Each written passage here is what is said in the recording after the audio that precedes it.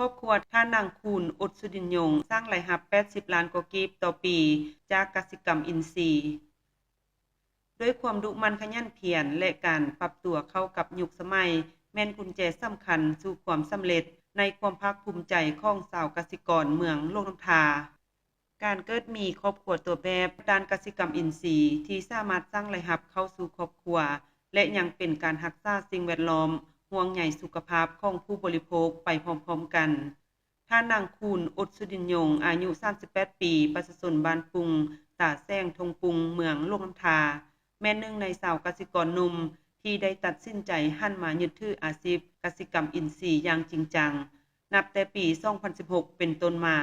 ภายใต้การสนับสนุนจากโครงการปรับตัวเข้ากับสภาพอากาศเปลี่ยนแปลงและการเข้าถึงตลาดเพื่อชาวกสิกรหนุ่มเมืองโลกน้ำทา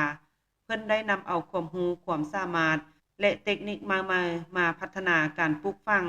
จนปัจจุบันสามารถขยายส่วนกสิกรรมอินทรีย์ได้ถึง2แห่งซึ่งกวมเอาเนื้อที่ทั้งหมดถึง 4,000 ตารางเมตรด้วยความหักมักอดทนเอาใจใส่ทุ่มเทเหือแหงซุ่มใส่พื้นที่ส่วนที่มีเพื่อปลูกพืชผักอินทรีย์หลายชนิดที่หมุนเวียนให้ผลผลิตออกสู่ตลาดบ่ขาดเส้นผักกาดผักปอมผักสีสลัดกะหล่ำปีมากเผ็ดมากเขือผักบงมากบวบมากผักปังและอื่นๆย้อนคุณภาพของผักทั้งสดทั้งงามและปลอดภัยจากสารเคมี 100% ผลผลิตจึงเป็นที่ต้องการของตลาดสามารถสร้างรายรับให้แก่ครอบครัวสูงถึง80ล้านกว่ากีบต่อปีกลายเป็นแรงทุนสำคัญในการยกระดับชีวิตการเป็นอยู่ให้ดีขึ้นเทื่อละก้าวสบายดีข้าพเจ้ามีชื่อว่านางคุณโอสิดินยงอยู่บ้านปุงกลุ่มปลูกฟักพืชฟักเอ็นซีอยู่ในสวนของพวกเขาก็ปลูกพืชฟักมีหลายชนิดคือสลัดฟักป่อมฟักซีมักบวบมักน้อยมักเขือกะหล่ำปีบรอกโคลีบีรุตมักเพชร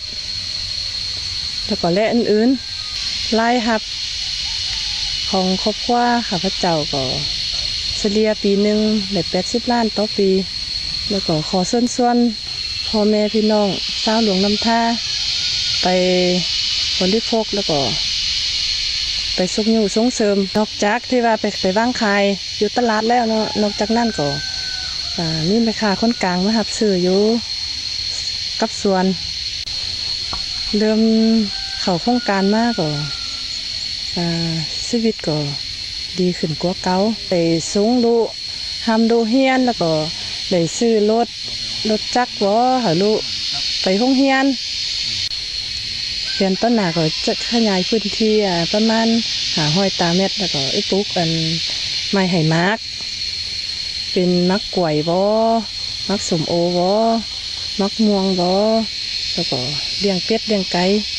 ปลาเพิ่มถึงจะประสบผลสำเร็จในระดับที่น่าพอใจแล้วแต่ทานนางคูณอุดสุดินยงยังจะสืบต่อพัฒนากิจการของตนทิศทางแผนการในต่อหน้านี้เพื่อนได้ตั้งเป้าหมายสู่สนจะขยายเนื้อที่ส่วนตึมอีก500 ตารางเมตร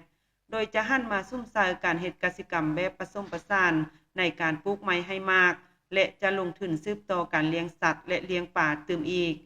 ความสำเร็จของทานนางคูณอุดสุดินยงถือเป็นอีกบัดก้าวหนึ่งที่เกิดขึ้นจากความดุมันความหักมักอาชีพและการเอาใจใส่ต่อสิ่งแวดล้อมที่เป็นพื้นฐานอันสำคัญในการสร้างความเข้มแข็งให้แก่เศรษฐกิจครอบครัวพร้อมทั้งเป็นแรงบันดาลใจให้แก่ชาวกสิกรรุ่นหนุ่มต่อไปภายในบ้านก็คือชาวกสิกรเมืองโลกน้ำทาตื่มอีก